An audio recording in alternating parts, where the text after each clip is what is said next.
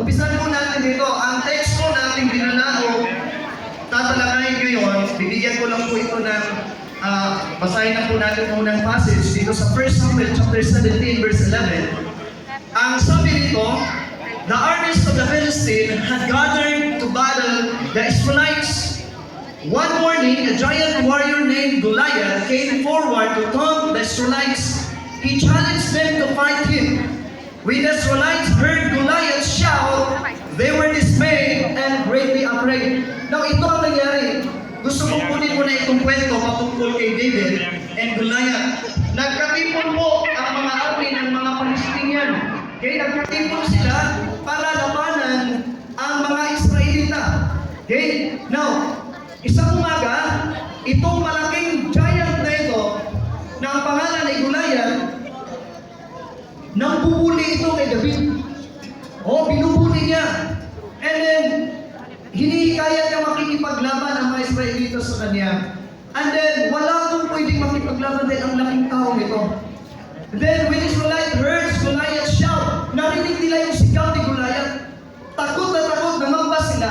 Nagkaroon sila ng pangamba, and then nagkaroon sila ng takot. Sino na lang kaya ang haharap nitong giant na ito?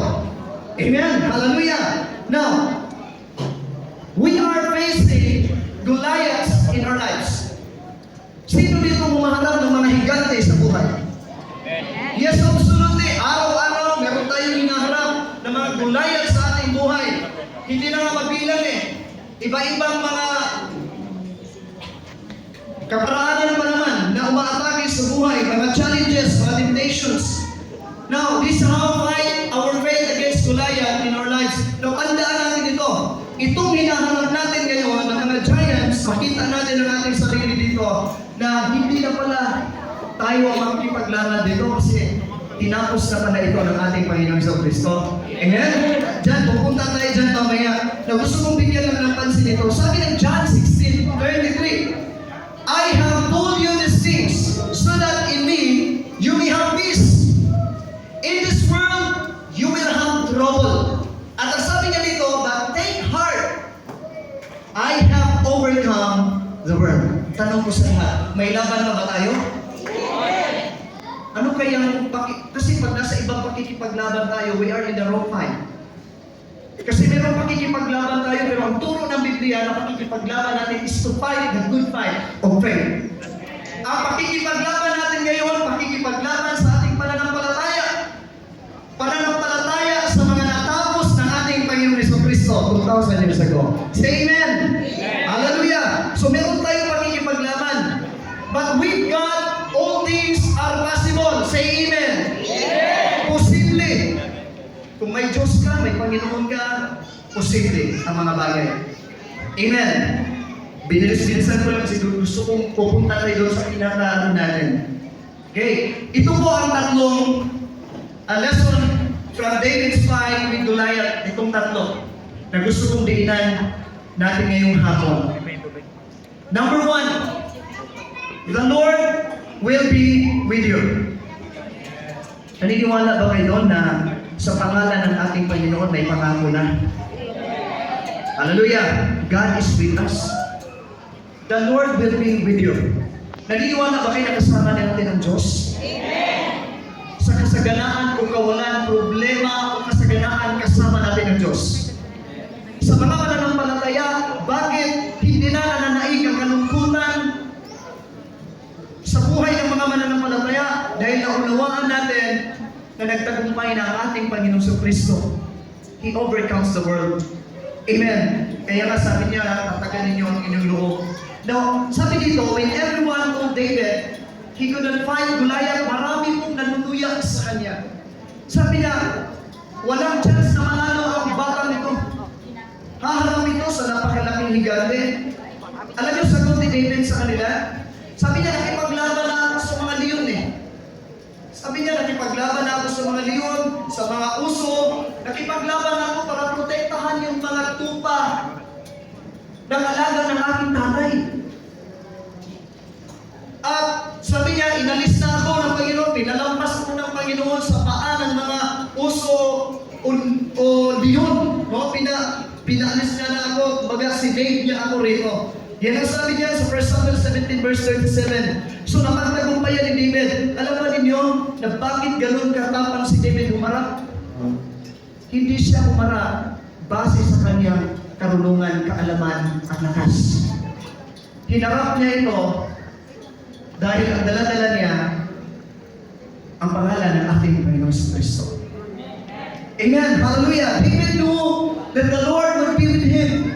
Ito yung nagdadala ng lakas loob sa kanya. Dahil alam na alam niya na kayo, anumang haharapin niya sa buhay, nandiyan ang Lord sa buhay niya. Amen. Hindi sumusuko ang Lord. Sino ang sumusuko? Tao. Ang Diyos hindi nag-iiwan. Sino ang nag-iiwan? Tao. Sabihin mo sa katabi mo, walang iwanan. Amen. With the Lord, we too can face our Goliaths with confidence. Yes, tayo din. Mahaharap natin ang ating mga hinaharap araw-araw na matapang, matatag. Okay? Kasi nga, hindi tayo, sabi nga, may narinig ako sabi niya gano'n, hindi na kailangan ng Diyos na tumaas pa yung kapangyarihan mo para mapagtagumpayan mo si Satanas. Kasi nga, he defeated 2,000 years ago. Ang tumalo doon, ang ating Panginoon Kristo. Amen. Ang sa atin ngayon is ang pananampalataya doon sa mga tinapos ng ating Panginoon Kristo. Amen. Hallelujah. Now, pangalawa, faith in God brings courage. Yung pananampalataya natin sa Diyos, naghahatid ito ng tapang. Kaya ka matapang nagsusubleader, tumayo ka sa harapan, nag-opening prayer ka, tinawag ka ngayon na, bago ka pa lang, nagkikitara ka na agad. Bakit ka tumayo dyan? Nagkaroon ako ng tapang dahil totoo ang sinasampalatayaan ko. Bakit ka nagpatotoo? Nagpatotoo ko dahil totoo ang Diyos na pinapatotoo ko. Amen! Hallelujah! Siya ang naglabas, siya ang nagbago ng aking buhay. Hindi ko ikakahiya na ipatotoo ang aking Diyos. Amen? So now, tingnan dito, nagpunta si David sa kalapit na batis. Ito po yung kwento. Pumunta si David sa kalapit na batis at nagkumuha siya doon na makikinis sa mga bato.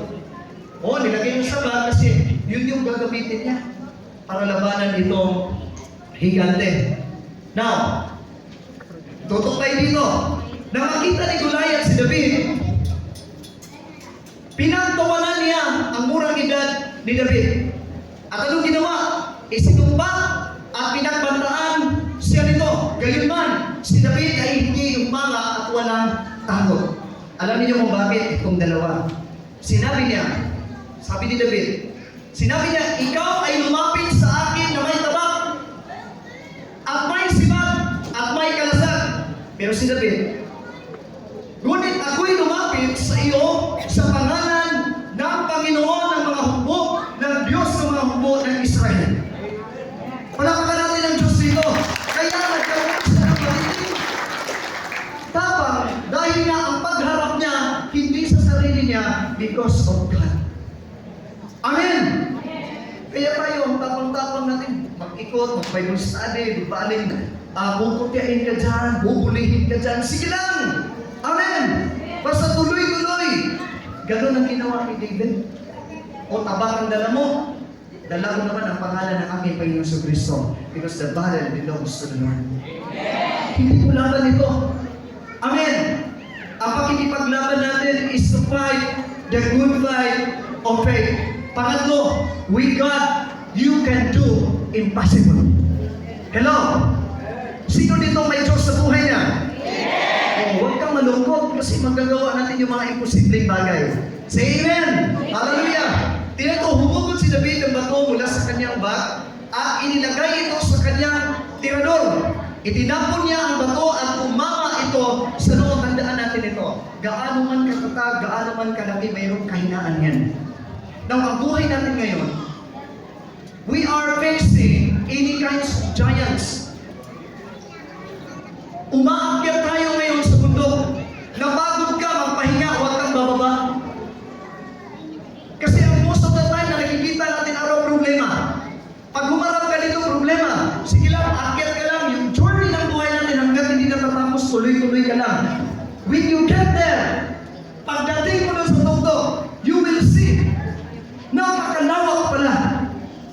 ko pang gawin para sa Panginoon. Amen! Yung iba nakaupo lang, gusto kong magtugtog, gusto kong katulad sa kanya, gusto kong mag-tambourine, gusto kong mag-gitara, gusto kong mag-drums, gusto kong kagaya niya. Sige lang, when the time is right, I, the Lord, will make it happen. Tuloy ka lang. Tuloy lang tayo. Amen! Kasi may panahon. Sabi nga ng Biblia, I can do all things through Christ. Pero hindi pa ngayon, mag-aral mo na ako. Amen. There is a process. Sometimes painful. Masakit ang proseso. Kaya nga pag gusto mong lumago, handa kang masaktan. Say amen. Amen. Hello? Sino dito gustong lumago? Mag-level up sa pananampalataya. Amen. Handa kang masaktan. Hindi yung mapagsabihan ka lang sa loob ng church, mapagsabihan ka lang na mali yung ginawa mo, ayaw mo na magsamba. Hello? Yes. Hindi lang nasama sa Bible study. Ganyan yung mga leader pa naman siya. May mga senaryo na nangyayari ganyan. Alam niyo, tinitingnan ko dyan, yan ang mga grupong malago. Hello? Yung tawag nito, yung niyayanig ba? Yung mga niyayanig. Yan yung mga lumanago. Palalaguin yan. Kasi bakit hindi ka yayanigin kung hindi ka matibay? Amen! Hallelujah! Now, sabi nung kandidat ng bata, alam niyo yung si Goliath, nakita si David, uy, huwag yung batang ito. Kaya daw siya natalo kasi parang nagustuhan niya si David. Oh, handsome! Sabi niya, ang huwag mong batang ito. Tapos ito pa daw ang kwento. Nung nag-slingshot na, natamaan dito sa noo, usually, supposed to be ang tumba niya, pag natamaan ka dito, saan ang tumba? Dito! Dito na natumba, kasi yung mga anghel, binan niya daw kung natamaan dito. Kwento-kwento lang yun. Pero kasama talaga natin ang Diyos anumang laban sa buhay. Amen? Hallelujah! Now, before the fight, tignan niyo ito.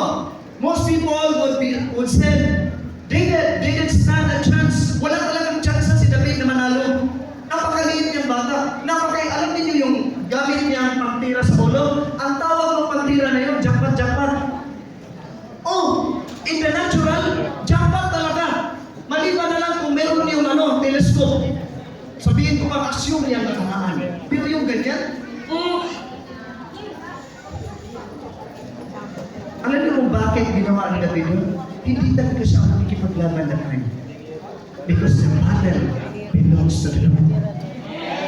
Nagkaroon siya ng eagerness, lakas na makipaglaban because he knows na kasama niya ang Diyos. But David showed that with God, nothing shall be impossible. Palakpakan natin ang Panginoon.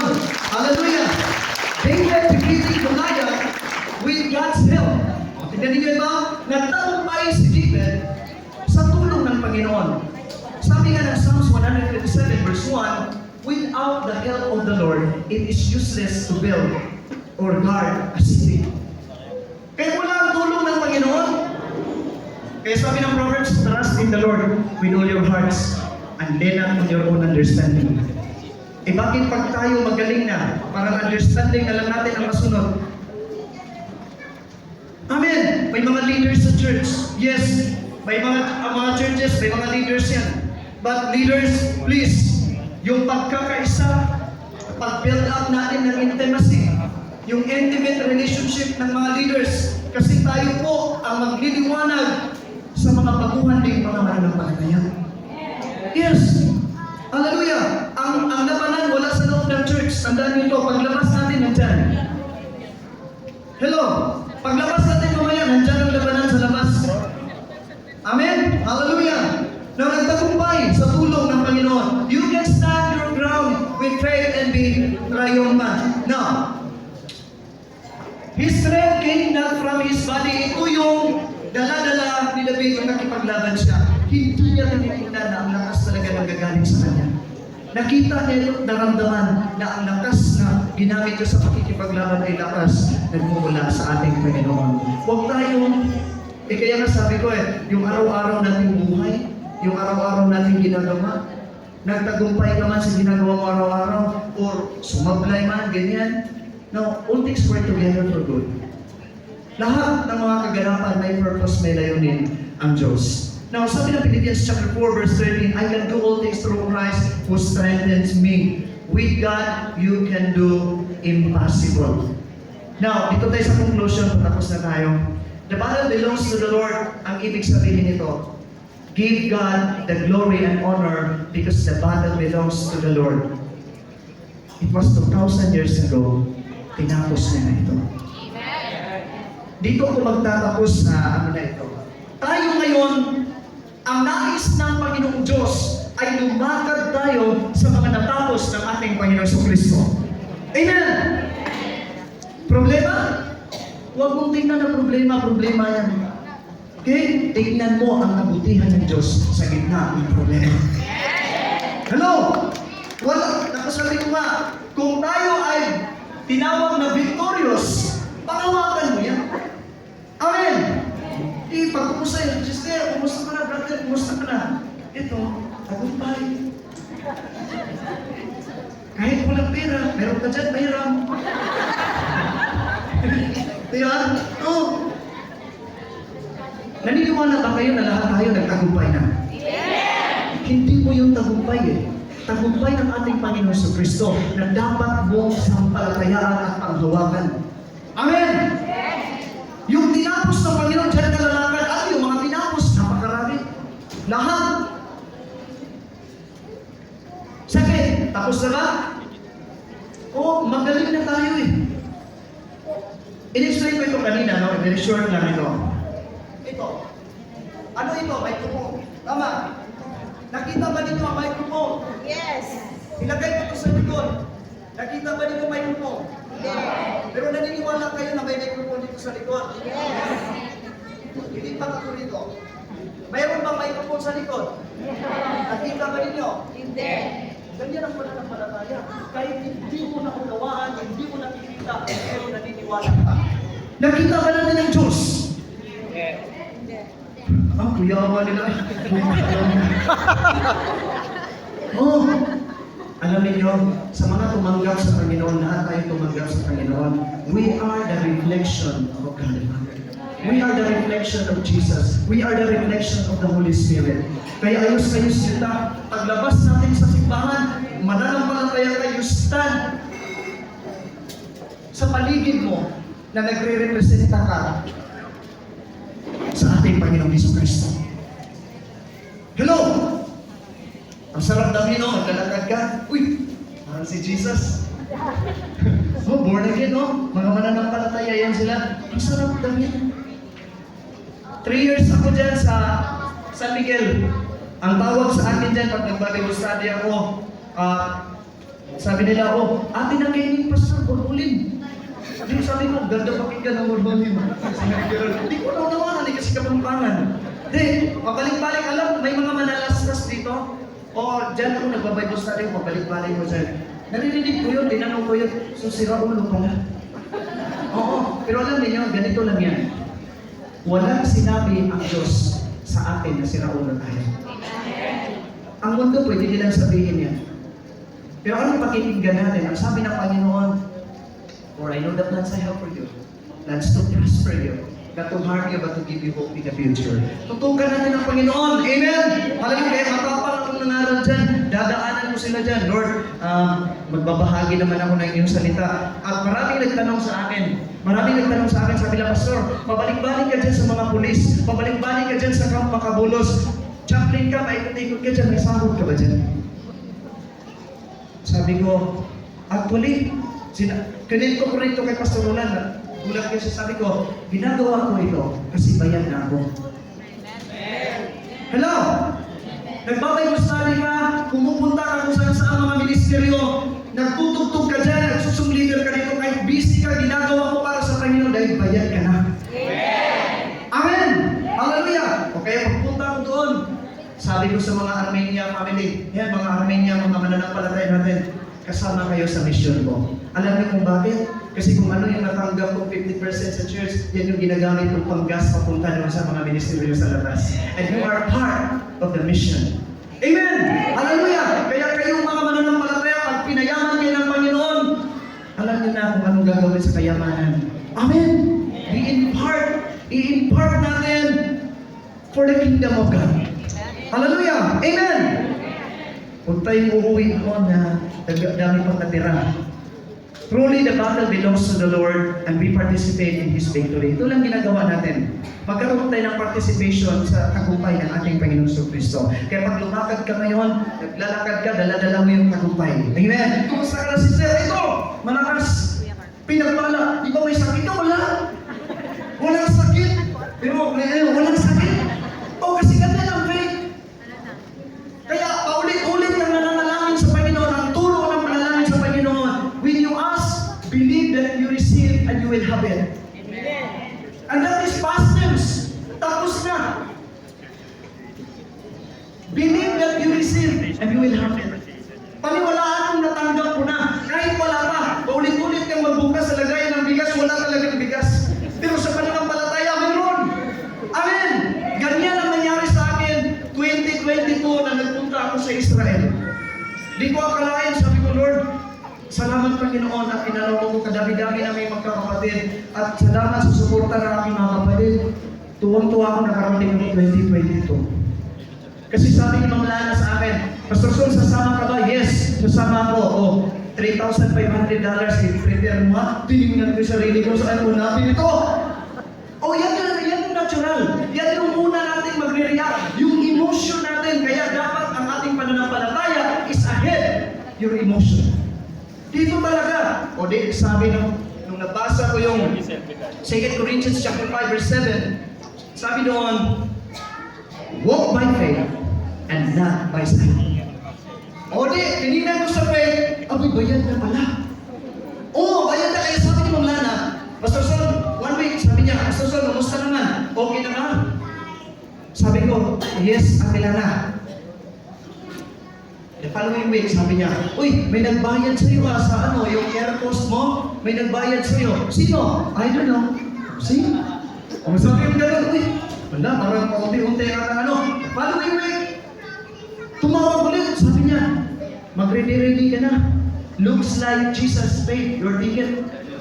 Oh, sabi ko gano'n, wow, asikaso pandemic yun eh. Asikaso ko yung mga pampilis ko, lahat. Ready na lahat.